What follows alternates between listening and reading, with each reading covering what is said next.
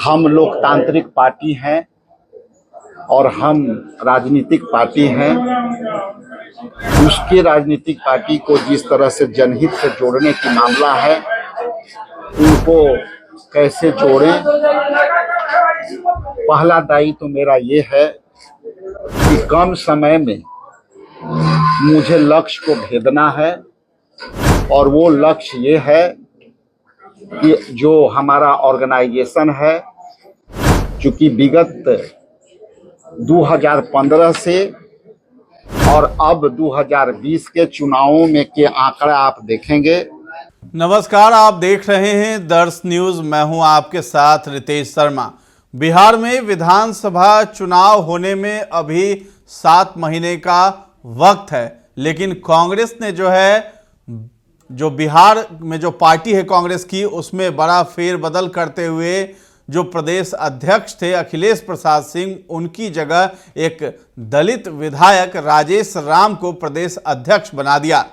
दरअसल जो आरोप झेलती रही है कांग्रेस बिहार में कि हिंदू मुस्लिम में अगड़ों को आगे करके कांग्रेस राजनीति करती है, अब उससे ये दाग हट चुका है। यानी कांग्रेस ने एक दलित को वो प्रदेश अध्यक्ष बनाया है। तो दलित विधायक राजेश राम है, उन्होंने आज कांग्रेस के प्रदेश अध्यक्ष का पदभार संभाला है, और कुर्सी पर बैठते ही उन्होंने कहा है कि राहुल गांधी, जिन्होंने मुझ पर विश्वास जताया है, और केंद्र में भी राष्ट्रीय अध्यक्ष के पद पर मल्लिकार्जुन खड़गे हैं, और बिहार में एक दलित विधायक को प्रदेश अध्यक्ष बनाया है, इससे ये साफ है कि वो सभी को आगे लेकर के चलना चाहते हैं, और जो पिछड़ गए हैं उनको भी आगे ला रहे हैं। इसी क्रम में राजेश राम कुर्सी पर बैठते ही मीडिया को संबोधित करते हुए आज तेजस्वी यादव के साथ यानी आरजेडी के साथ गठबंधन को लेकर के भी उन्होंने बड़ा बयान दिया है, और आने वाली जो रणनीति है वो किस तरीके से बनेगी और कांग्रेस कितनी मजबूती से आगे विधानसभा चुनाव लड़ेगी, इस पर भी उन्होंने बड़ा खुलासा किया है। तो क्या कुछ कह रहे हैं राजेश राम, आप भी सुनिए। मैं इस सदाकत आश्रम की ऐतिहासिक धरती, हमारे पुरखों के आजादी के दीवाने के, देश में आजादी दिलाने वाले हमारे स्वतंत्रता सेनानियों के इस धरती पर हम अपने पुरखों के नमन करते हुए महात्मा गांधी, डॉक्टर राजेंद्र बाबू और हमारे जितने भी विरासत रही है कांग्रेस के, नेता नेहरू जी, मैं उनके नमन करते हुए सबसे पहले मैं आप सभी को धन्यवाद देता हूं कि आप लोग शॉर्ट नोटिस में यहाँ आए और मेरे जो हाई कमान के निर्देशों को सुनने के लिए यहाँ आए हैं। तो सर्वप्रथम मैं अपने आप ही सबके चैनल के माध्यम से अपने नेता, न्याय योद्धा श्री राहुल गांधी जी एवं हमारे राष्ट्रीय अध्यक्ष मल्लिकार्जुन खड़गे जी और हमारे जितने भी नेता हैं, चाहे केसी वेणुगोपाल जी हों, आपके कृष्णा अलवरू जी हों, सुशील पासी जी हों, शाहनवाज जी हों, और हमारे प्रदेश अध्यक्ष जो एमपी साहब डॉक्टर अखिलेश प्रसाद जी हों, ये सभी के समर्थन से, सहयोग से मुझे ये अवसर मिला है ताकि हम जनता के सेवा कर सकें। हम उस चुनौतियों में यहाँ मुझे दायित्व मिला है, उस दायित्व में मुझे 2 बात कहनी है आपके लोगों से कि हमारी जो विरासत है, वो विरासत में हम लोकतांत्रिक पार्टी हैं और हम राजनीतिक पार्टी हैं। उसके राजनीतिक पार्टी को जिस तरह से जनहित से जोड़ने की मामला है, उनको कैसे जोड़ें। पहला दायित्व तो मेरा ये है कि कम समय में मुझे लक्ष्य को भेदना है, और वो लक्ष्य ये है कि जो हमारा ऑर्गेनाइजेशन है, चूंकि विगत 2015 से और अब 2020 के चुनावों में के आंकड़े आप देखेंगे तो हमारी पार्टी ने अपनी वोट प्रतिशत बिहार में बढ़ाई है, और वो वोट प्रतिशत बढ़ने के तत्पश्चात अब हमारी जिम्मेवारी है कि हम 24% को वोट प्रतिशत को कहाँ ले जाएं। तो मेरा कहने का मतलब ये है कि हमारे जितने भी नेता हैं, चाहे वो वरीय नेता हों, चाहे हमारे वरीय कार्यकर्ता हों, चाहे हमारे जितना भी पूरे बिहार के प्रखंड अध्यक्ष, जिला अध्यक्ष, उनके सहयोग से हम जनहित के मुद्दे लेकर के चलेंगे। और वो जनहित के मुद्दे ये हैं कि वर्तमान में रोजगार की बात नहीं हो रही है, वर्तमान में गरीबों के आवास की समस्या का समाधान नहीं हो रही है, दलित, पिछड़ा, अति पिछड़ा और खास करके स्वर्ण में जाति में जो गरीब जातियां हैं, गरीब लोग हैं, उनकी काम नहीं हो रही है। तो हम यही बात लेकर के लोगों के बीच जाएंगे और हम अपने तमाम बिहार के जो बब्बर शेर हैं, जो राहुल गांधी के बब्बर शेर हैं, आपके चैनल के माध्यम से मैं उनको भी आग्रह करता हूं कि जैसा कि हमारे पार्टी नेतृत्व ने मुझे जिस तरह से एम्पावर किया है, और एक दलित समाज के बच्चा, चमार जाति से हम आते हैं, जिस तरह से उन्होंने संविधान की रक्षा करने के लिए बात कही, जिस तरह से उन्होंने सामाजिक न्याय की बात कही, जिसमें जनगणना, जो राष्ट्रीय जनगणना जब होगी तो उससे इन लोगों को हिस्सेदारी बढ़ी। कई लोग ये हमारे नेता से पूछते थे, जानते थे, और हम लोग से भी कहते थे कि आप जो दलितों के हिस्सेदारी के बात कह रहे हैं, वो हिस्सेदारी की शुरुआत नहीं हुई है। और हम आपके समक्ष ये बात देना चाहते हैं, बताना चाहते हैं कि आप जो है उनके निर्णय में आप चले जाइए। तेलंगाना 42% के आरक्षण, ये शुरुआत हुई, जिसमें हिस्सेदारी पिछड़ों की बढ़ी। जिसमें आप जो है महाराष्ट्र में चले जाइए, वहाँ के प्रदेश अध्यक्ष ओबीसी से आए, आपको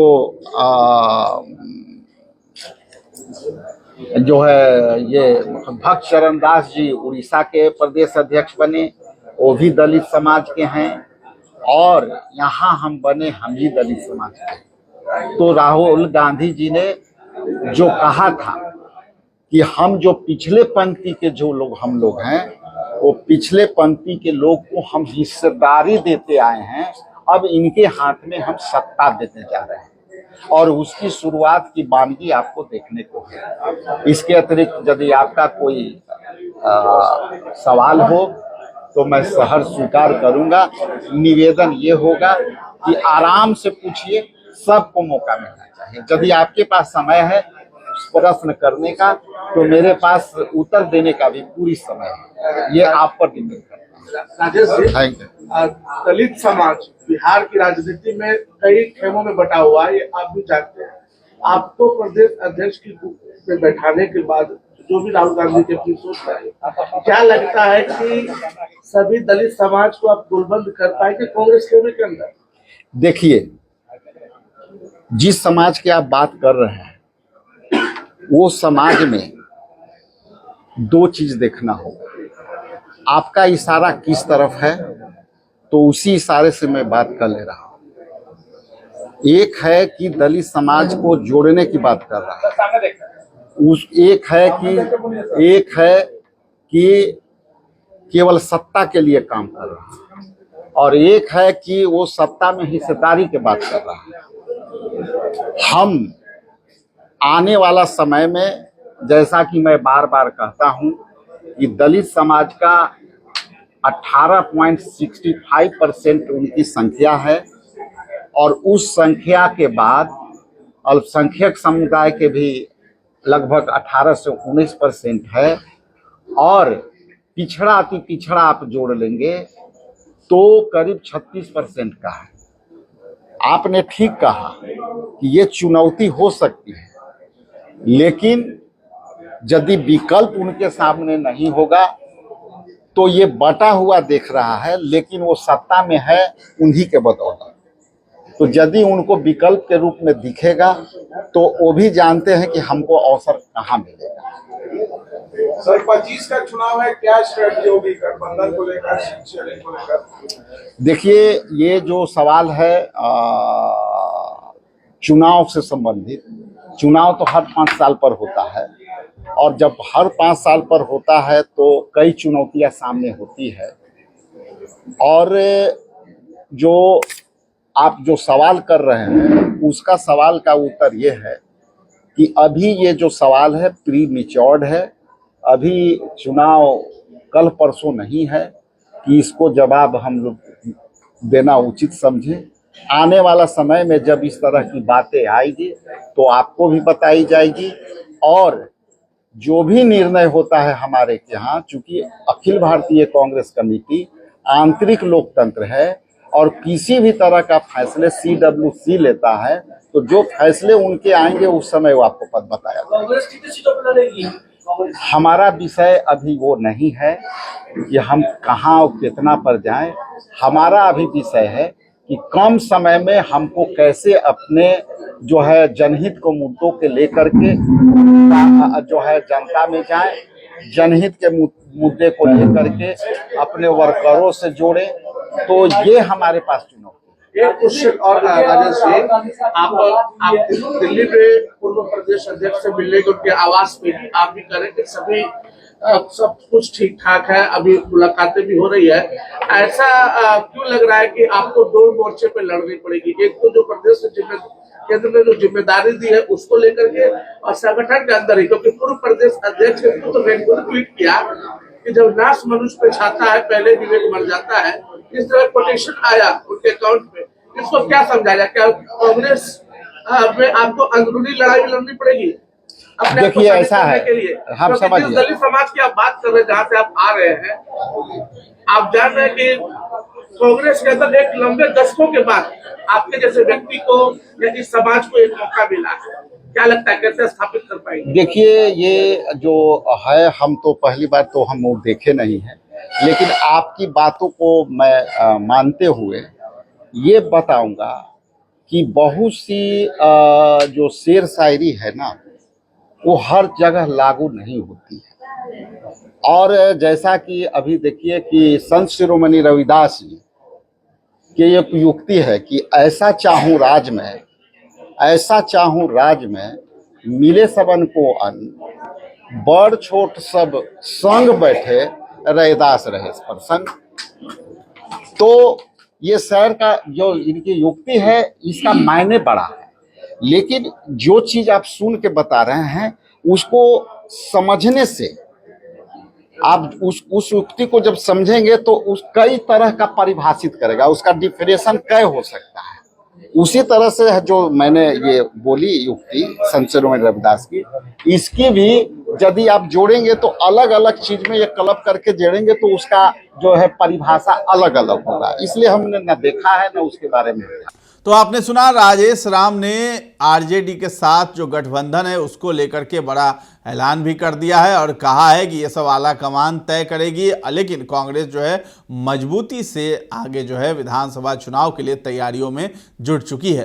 तो फिलहाल इस खबर में इतना ही है। दर्श न्यूज के साथ बने रहें और अभी तक हमारे चैनल को आपने सब्सक्राइब नहीं किया है तो जरूर कर लें। धन्यवाद।